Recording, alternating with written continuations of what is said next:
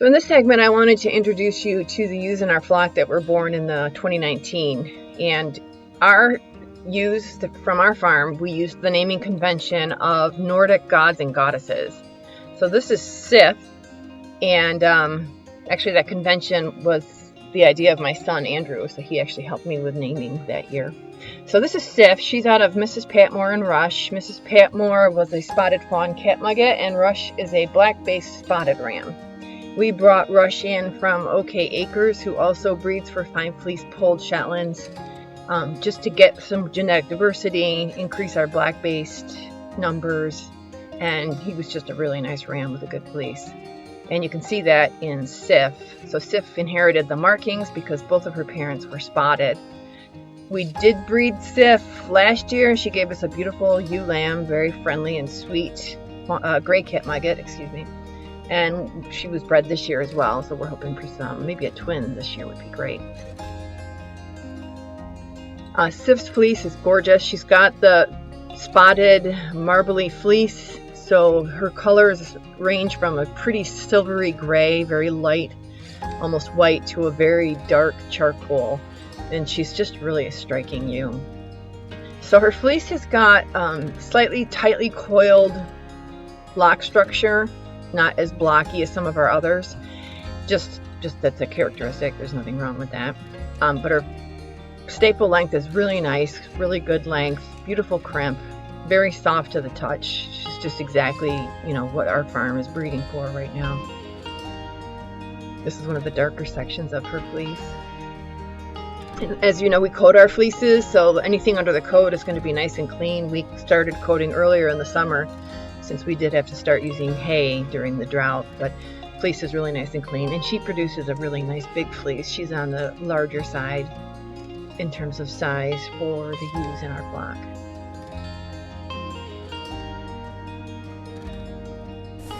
Okay, in that same year of the Nordic gods is Eir, E-I-R, which I'm not sure I'm pronouncing her name correctly. She's out of Mrs. Hughes, who is a spotted gray catmugget ewe, and Rush, who was a black spotted ram that we brought in from another farm, OK Acres. Here's a really nice dark catmugget. We bred her last year. She gave us a little ram, which was kind of the theme for the year. Her fleece is really nice, much like her mother's, sort of a more defined lock structure.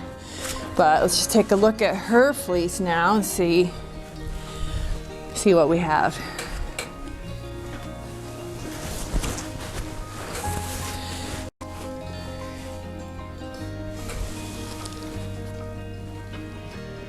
It's really soft.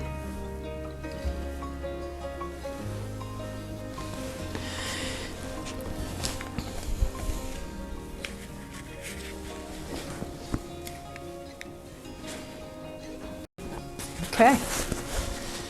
Now I just have to trim her feet and she can get back with her friends.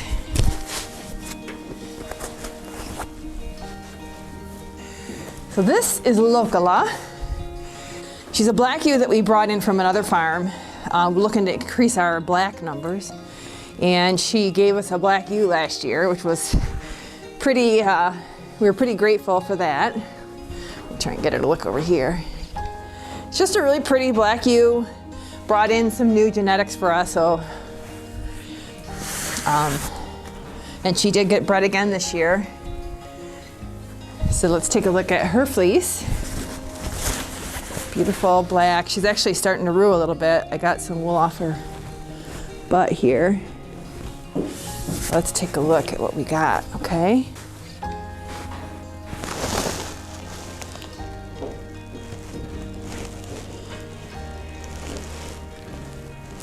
Really beautiful, rich black. Really good softness, nice length. That'll be really lovely.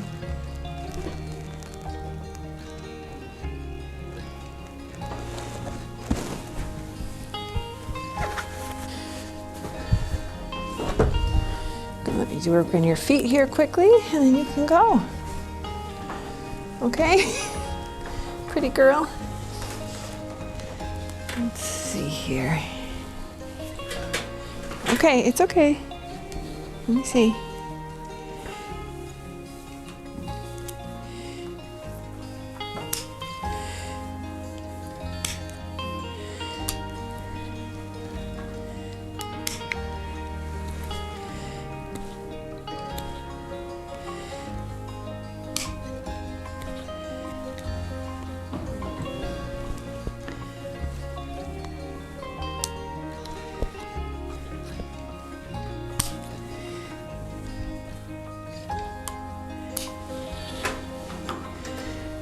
take a look at this one.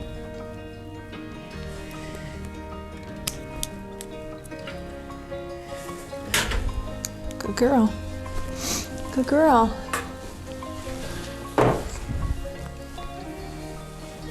That's a good girl. Coat fits good.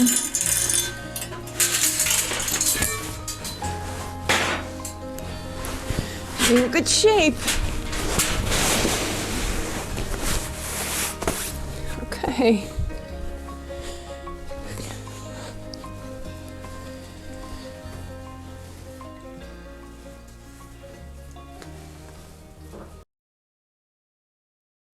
Hello. A few weeks ago I did a program for the local Knitters Guild on sourcing farm yarns, and specifically Shetland yarn. And it was really geared towards knitters. And by just doing a show of hands at that meeting, I learned that this kind of information is something that knitters are starting to really be interested in as they are learning more about different breeds and different types of yarn coming from breeds of sheep. So I just thought it might be fun to share it with you guys. It's a little bit dry. There's kind of a lot of information to unpack. Tried to add some graphics to make it a little bit more easier to watch, but maybe while you're spinning or knitting, you can just listen and just learn a little something about what some of the things that you can do to select the farm yarn that you really want. So here we go. Hopefully you enjoy it. So this is going to be about sourcing Shetland farm yarn. And farm yarn to me is yarn that comes directly from a farm and the sheep from that farm. So you could trace that wool back to either a specific flock or a specific sheep. So that's what I mean when I say farm yarn. There's 3 sections in this presentation. The first thing I want to do is just sort of readjust our brains to really recognize how we think about yarn based on established standards and what we assume when we hear certain things. Then the second thing I'm going to talk about is what I know about wool properties and what those properties mean for yarn. And then I want to drill down to the Shetland sheep breed and the farm yarn that you can get from the Shetlands. The first section here is just kind of adjusting our mindset. When the yarn name is also the breed name, the knitter can usually make some good assumptions about the characteristics of that yarn. So merino has we have something in our head we think of when we think about merino yarn. First of all, it's very soft, and second of all, it's probably the most economical of all the wools that are available. It's interesting though, this particular yarn, it says touch of merino, isn't full merino. It just has it's a blend with nylon, but you know, using the word merino there helps us recognize that it's going to likely be fairly soft and economical. But merino is actually a breed of sheep.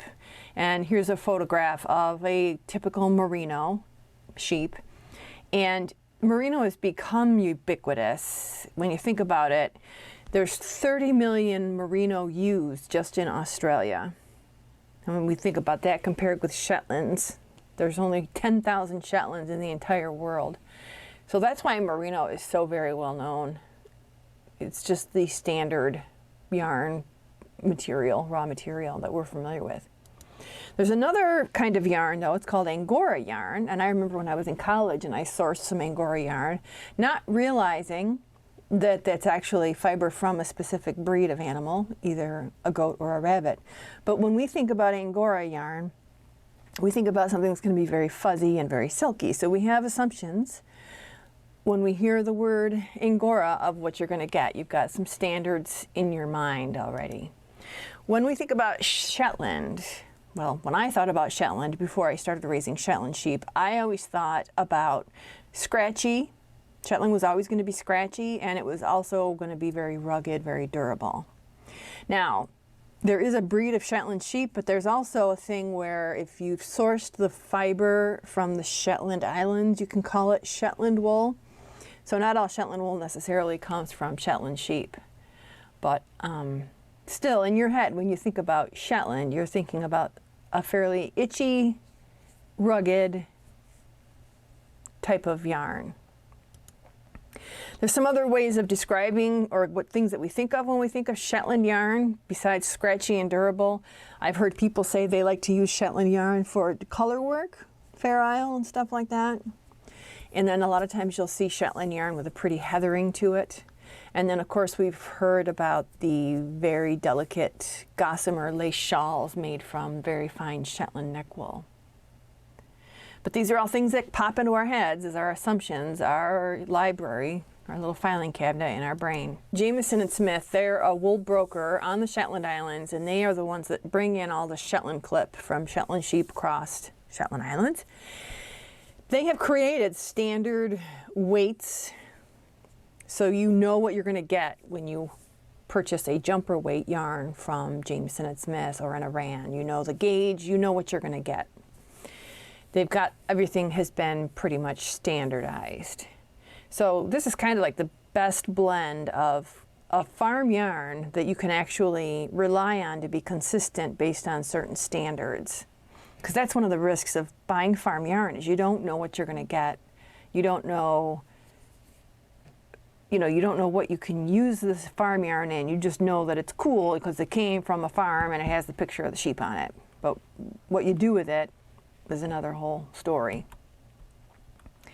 So interestingly, Jamieson and Smith, there's actually a guy, Oliver Henry, that would, when he would go through all of the clip and he would grade it. And so depending on what the grade was, that would go into a particular type of yarn or even other products. There is a standard that they adhere to for the different types of Shetland wool that they get in on the island.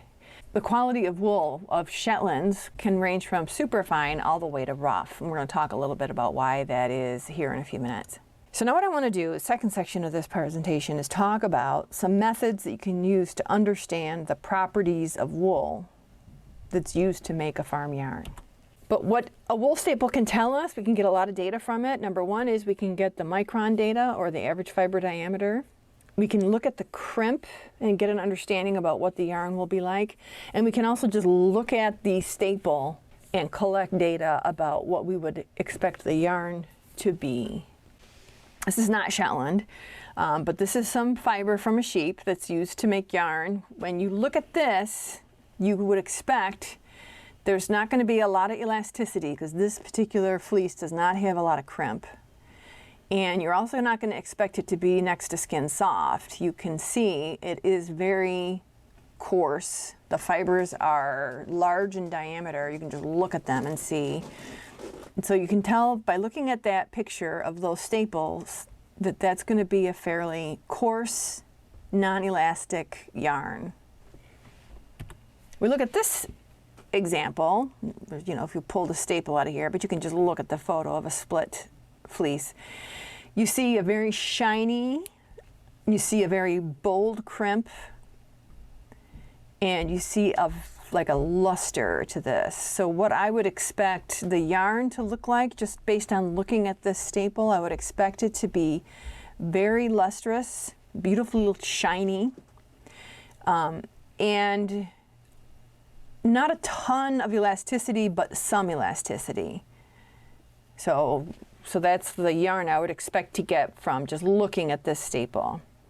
And then this third one, this is actually a Cormo staple. So you look at this and you can see that the fibers are very fine and very crimpy.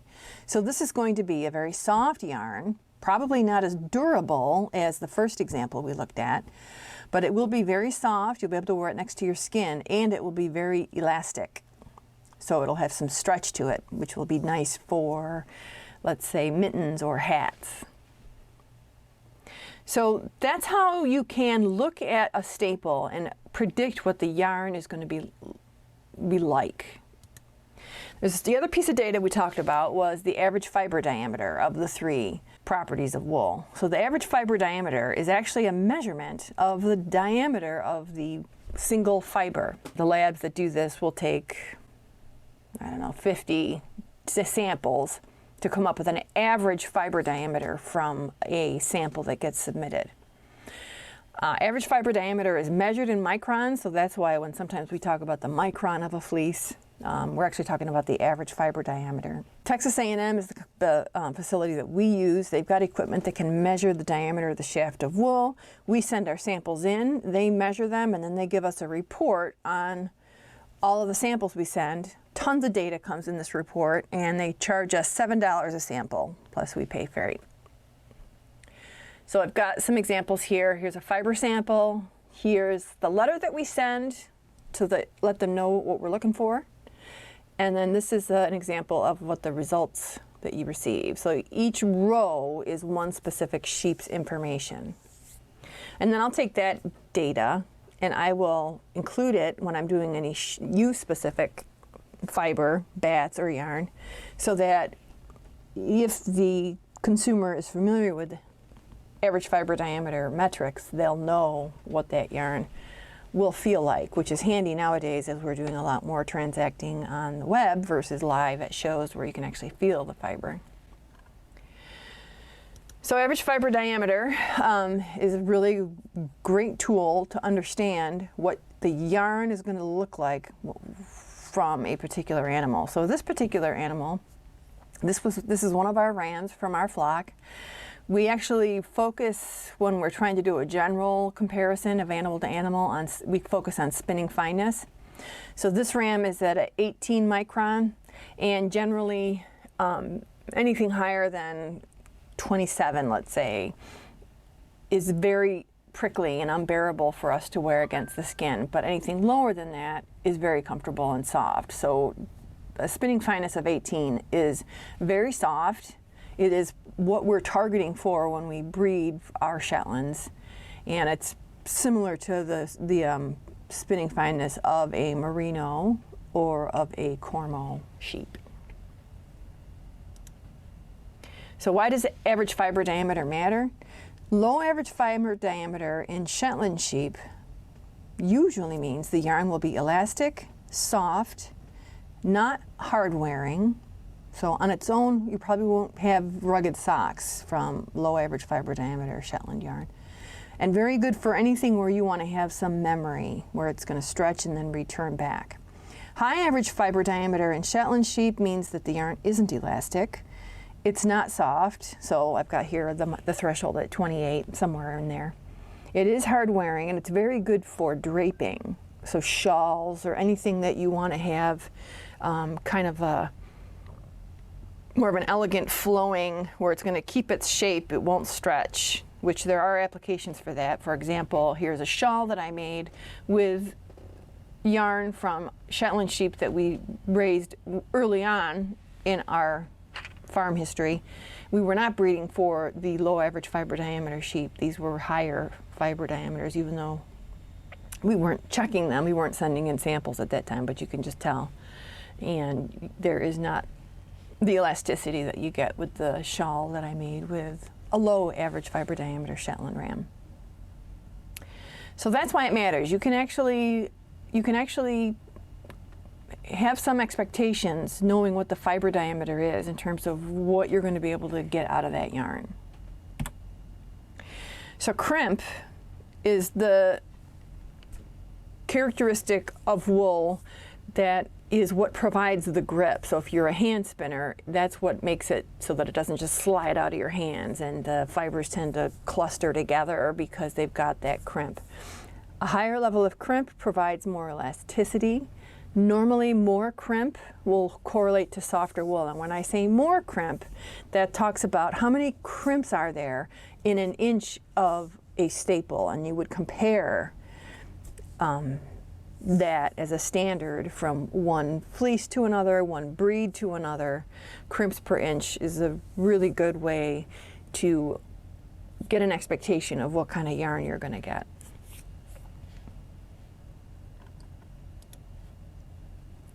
All right, so these qualities, what do they mean? And I talk about it a little bit, but just to get it down. Elastic yarns are good for stuff when you want to have memory, hats, mittens, anything where you want some elasticity. Soft yarns are good for anything that you want to wear next to your skin. So camisoles, baby clothes, any kind of accessories.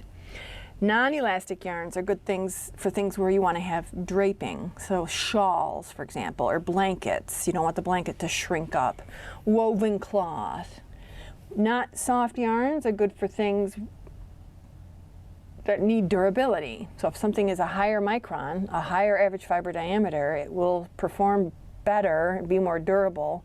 So stuff like socks, jackets, carpets, where you're not holding it next to the skin necessarily, you'll get that extra durability. All right, so now into section number 3, applying our knowledge about the properties of wool to make a Shetland farm yarn selection. This is down to me, right? My farm yarns and my peers in the Shetland community. So what if you want to source Shetland yarn from a local farm? How do you know what you're getting? Well, there's 2 things you can understand. There's 2 pieces of data you can collect to get an expectation. Number 1 is how was the yarn made? And number 2 is what type of Shetland sheep did the wool come from? 2 very important contributors to what the resulting yarn is going to be like. So the first part, hand spun, or how is the yarn made? So hand spun yarn is going to have a lot of variation based on the hand spinner's technique and skill level, even within the skein, which I have that. Many of my skeins will have a lot of variation. How the hand spinner describes the yarn, so they should be able to tell you what the weight is, what the reps per inch, what the twist per inch is, and that can give you a sense for what, using those standard measurements, what the yarn will be like.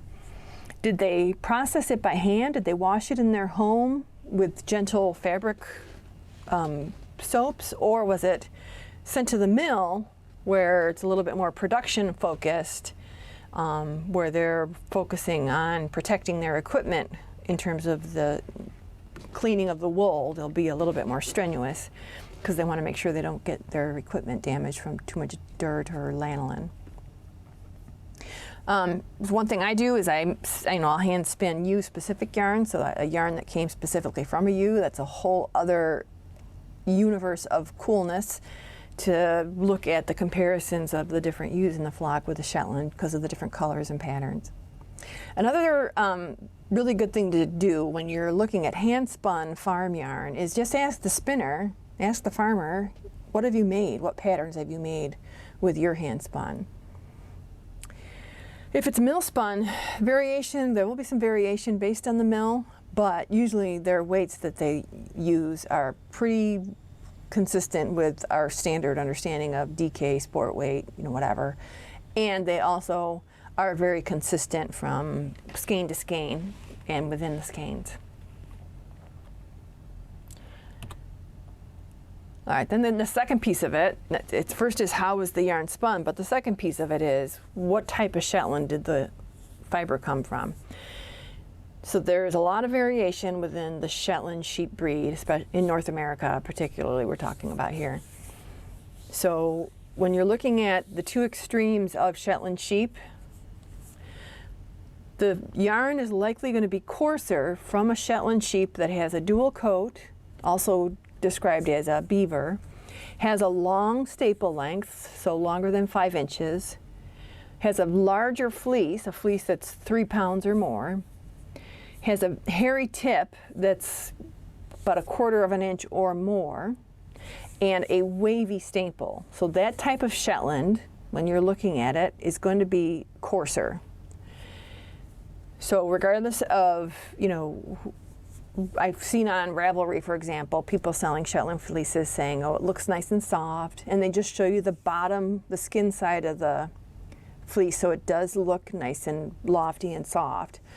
But what you want to do is you want to look at the whole staple from bottom to top, and that's how you'll be able to understand what kind of yarn will be coming from that farm.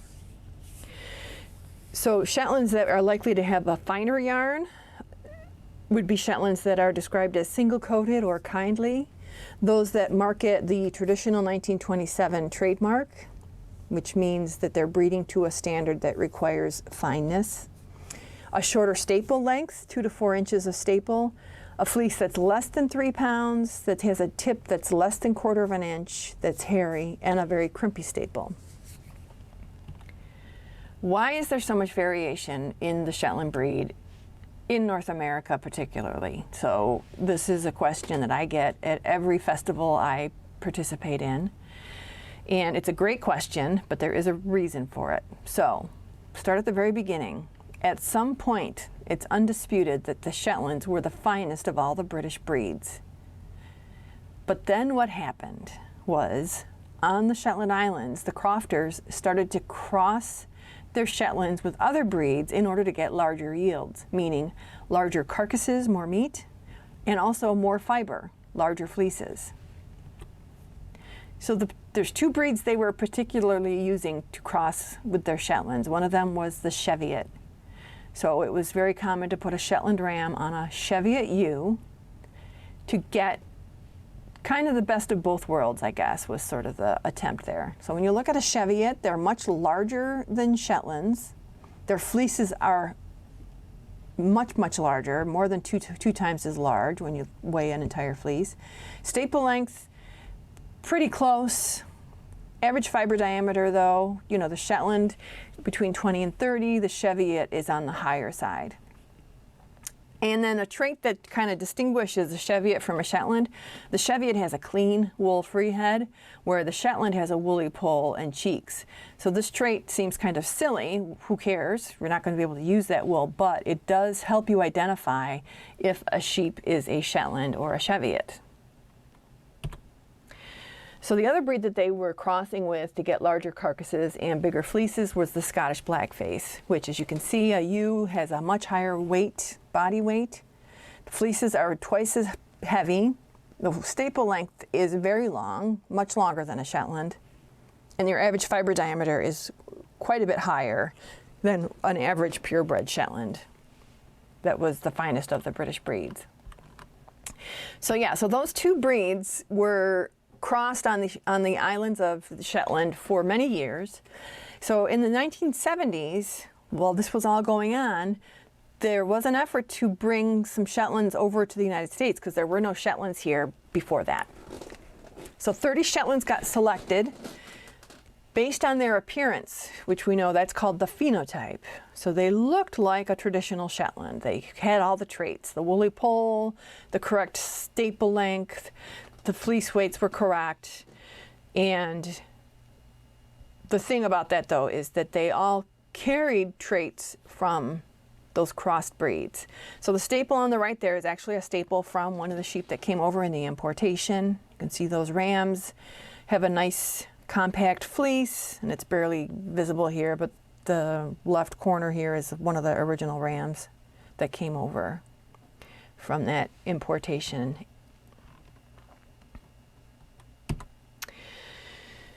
Now, so the next thing that adds to the variation is here in the States in North America, after those 30 sheep came over, when you register them, you can just register them based on their pedigree. So you don't have to show that they conform to any kind of standard in order to register them as a Shetland in North America.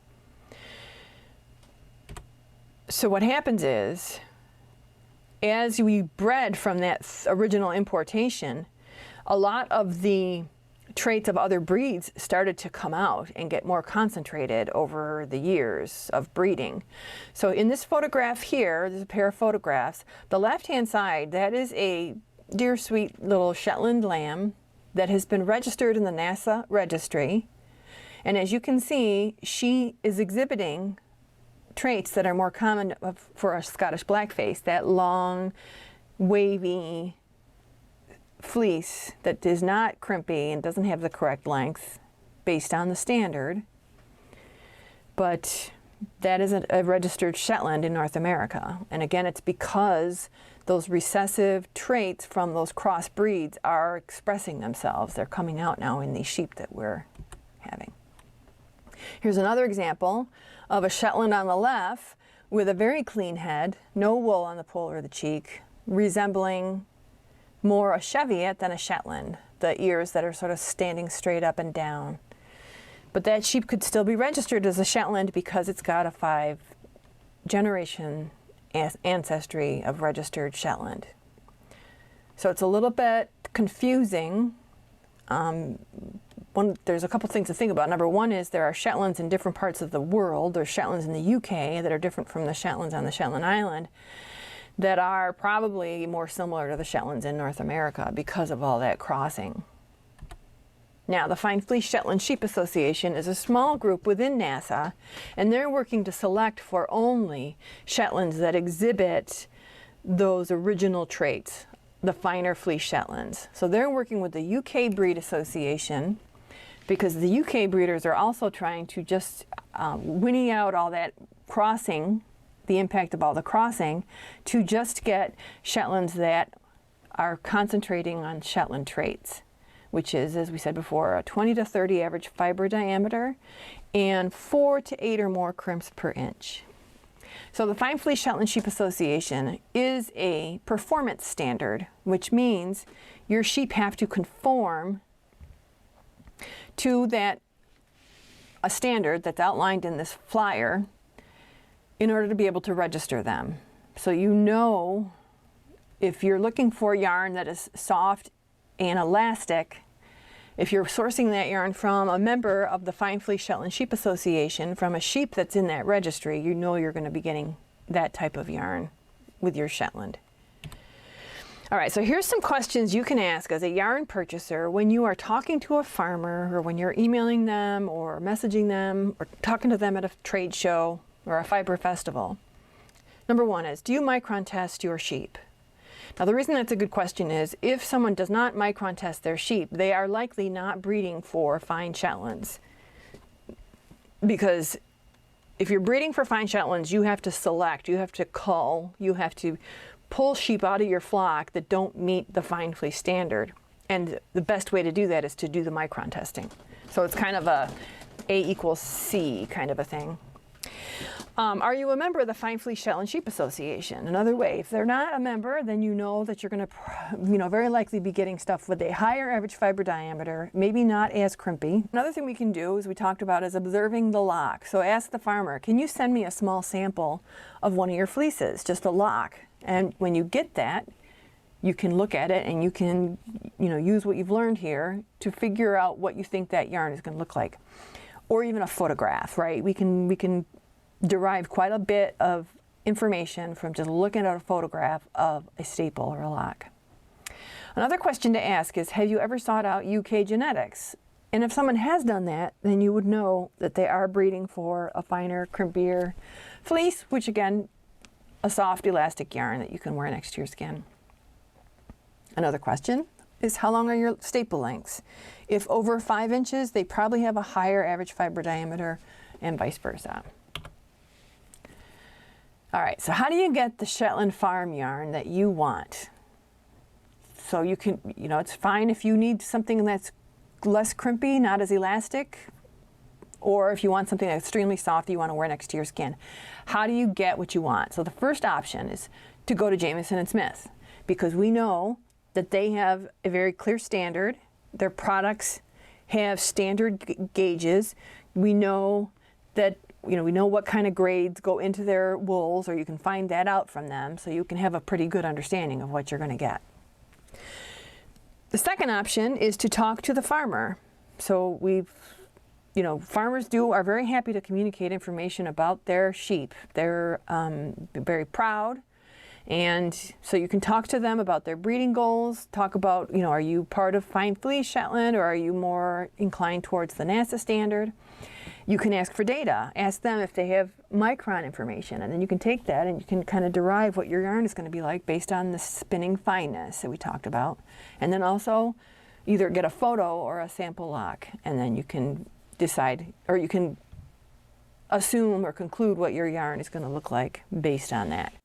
So I hope that was helpful. There's 4 ways you can source Shetland farm yarn and really know what you're getting, right? The first way is just to go to Jamieson and Smith, and you know exactly what to expect there because they've got everything standardized.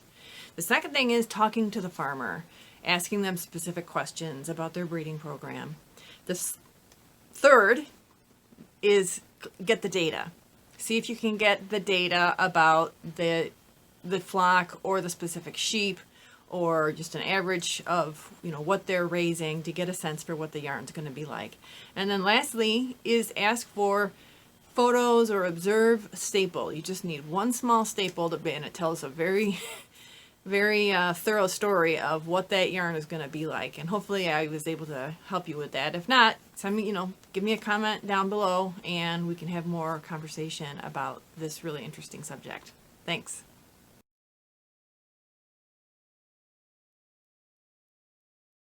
So I figured that you made it through that presentation that maybe you deserved a little bit of lamb candy. So enjoy the next series of footage just with the lambs having fun out in the pasture.